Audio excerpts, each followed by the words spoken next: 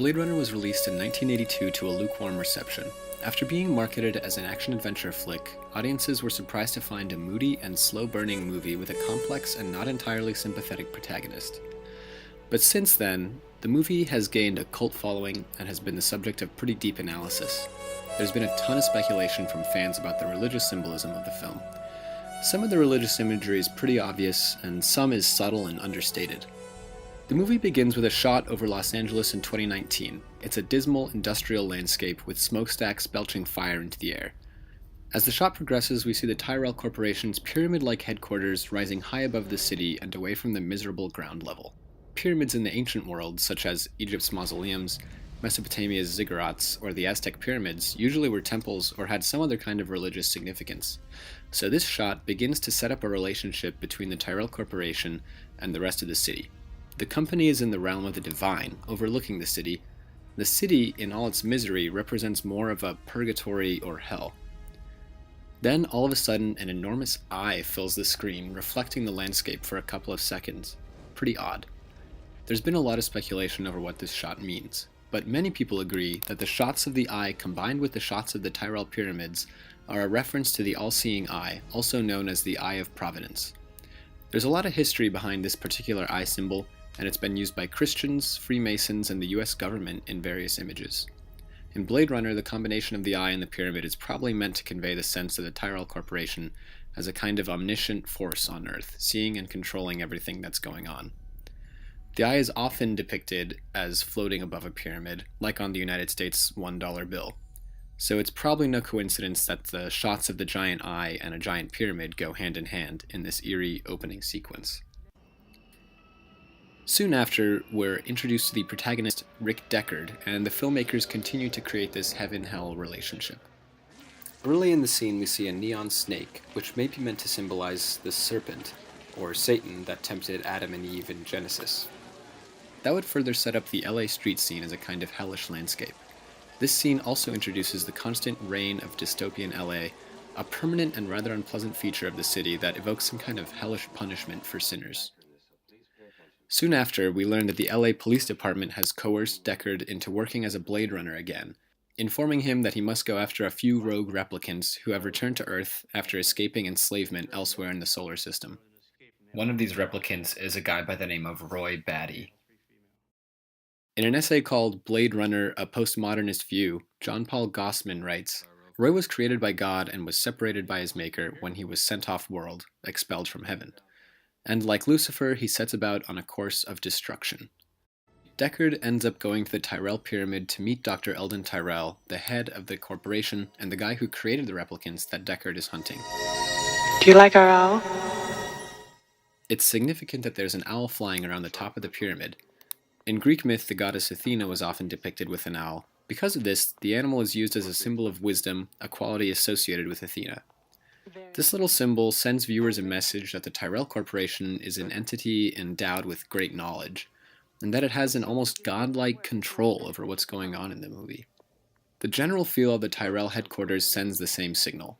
It's full of warm colors, it's clean, it's not raining outside, and the architecture and interior design have a kind of temple-like quality to them, a total contrast with the shots of rainy LA streets. Compare the feeling of these shots with those we saw from the dirty, wet streets of the LA underworld that Deckard usually finds himself in. The two places occupy the same city, but they feel like entirely different worlds. This is where we finally get to meet Tyrell himself, the man behind the replicants. If Blade Runner is a religious allegory, then this guy is God. He is the creator of many of the film's major characters, the replicants, and he lives at the top of a giant pyramid. He has huge eyeglasses that magnify his eyes. And as a quick side note, the use of eyes as symbols in Blade Runner is a whole nother topic, but one that deserves its own entire video. At one point, Leon and Roy Batty, two of the replicants, visit an employee of the Tyrell Corporation to get some info out of him. Roy, the leader of the replicants, cuts a rather dramatic figure reciting a line from William Blake's poem, America, a Prophecy. Fiery the angels fell. Deep thunder rolled around their shores, burning with the fires of oak. The original line in the poem is slightly different, though, as it reads, Fiery the angels rose. Roy purposefully changes the line to fit he and his fellow replicants' situation. They fell to Earth in order to achieve their mission, to extend their own lifespans. In Blake's poem, the line refers to the character Orc, who represents revolution and rage and opposes Urizen, a kind of tyrannical creator figure. Challenging religious authority and tyranny is a major theme of the poem, which fits nicely with an interpretation of Blade Runner that sees the replicants as a challenge to dominant establishment of the Tyrell Corporation. Having Roy say this line is one of the most interesting parts of the movie for me, because it tells the viewers that he's aware of the semi-religious implications of his quest to challenge Tyrell, his own maker. A lot of the other symbolism is just Ridley Scott, the director, putting little clues here and there, but in this case, Roy himself is acknowledging the fact that he's this kind of fallen angel, a Lucifer figure in the story. That's pretty interesting. A bit later, during one of the movie's most iconic scenes, Deckard pursues one of the replicants, Sora, ultimately shooting her and killing her. Many commenters have pointed out the fact that the gunshot wounds appear right where angel wings would attach to the replicant's back, which fits pretty nicely with the idea that the replicants are fallen angels. Zora's snake tattoo also reinforces that idea, seeing as it's a symbol of Satan, the most infamous fallen angel. After this happens, the movie enters its final phases and the religious stuff really ramps up. The two remaining replicants, Roy and Pris, meet a Tyrell employee, J.F. Sebastian, who plays chess with Eldon Tyrell. They convince Sebastian to help them gain access to Tyrell in his bedroom in the Tyrell Corporation headquarters.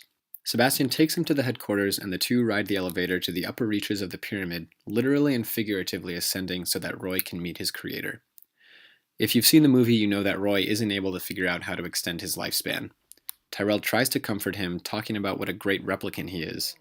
And this adds to the theme of Roy as Lucifer, who was supposedly the most beautiful angel in heaven, but who fell to hell due to his pride and vanity. You're the prodigal son. You're quite a prize.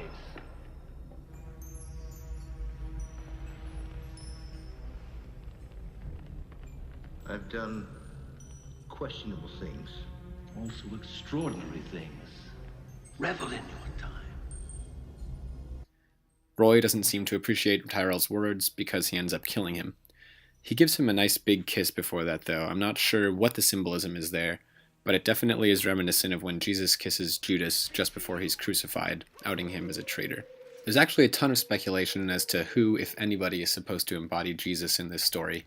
Some people think it's Sebastian, and some even think it's Deckard, but most agree that towards the end of the film, Roy does a full 180 and transforms from an avatar of satanic evil into a full-on Christ figure. After going back to find that Pris has been killed, Roy goes on a sort of rampage and attempts to kill Deckard. Not yet. Not. During their confrontation, Roy appears to be in the final stages of his life. At one point, his hand seems to move involuntarily, and he whispers, "Not yet," to himself, willing his body to stay alive despite its programming. In order to stay alive, Roy pushes a nail through his own hand. It's not exactly clear how this helps keep him alive, but I always thought of it as a way to get his adrenaline pumping in order to stay conscious and alert. Of course, the other purpose the nail serves is in its role as what's probably the clearest religious symbol in the movie. By putting a nail through his own hand at the end of his life, Roy's similarity to Jesus becomes pretty much unquestionable. Roy continues chasing Deckard around buildings and rooftops until finally the chase concludes with Deckard clinging to a steel beam at the top of a building. Roy on an adjacent rooftop has somehow found and captured a dove, which he holds in his uninjured hand. This is pretty strange, especially given that Blade Runner is supposed to take place in a Los Angeles completely devoid of any kind of wildlife. It turns out that the dove, like the nail, also plays a religious or at least spiritual role. Roy completes his transformation into the Christ figure by saving Deckard from death, and thus forgiving him for having killed his 3 replicant friends. He chooses life over death for someone he has every reason to hate, despite having done many, as he put it, questionable things throughout his mission to extend his own lifespan. It kind of makes sense for him to make this decision, though. He has dedicated his purpose to finding a way to save his friends' lives as well as his own, but now that he knows that there's no way to do so, he sees no point in a senseless death for Deckard. It's a pretty remarkable character arc, and one made all the more interesting and meaningful by the religious parallels. Just as he is dying, Roy lets go of the dove that he's holding, and it takes flight into the sky. This is probably meant to symbolize Roy's soul or spirit ascending to heaven. Well, I'd say it hit the big symbols and religious themes of Blade Runner, but I'm sure I missed some details that others have caught. If you noticed anything I should have added, please mention it in the comments. And if you want to read more about religious themes in Blade Runner, I've linked to some of the articles I referenced in the video, as well as some that I didn't mention. There's one really interesting one that argues that Blade Runner is a big allegory for the Old Testament story of Jacob and Esau. So, hope you have enjoyed this video, and thanks for watching.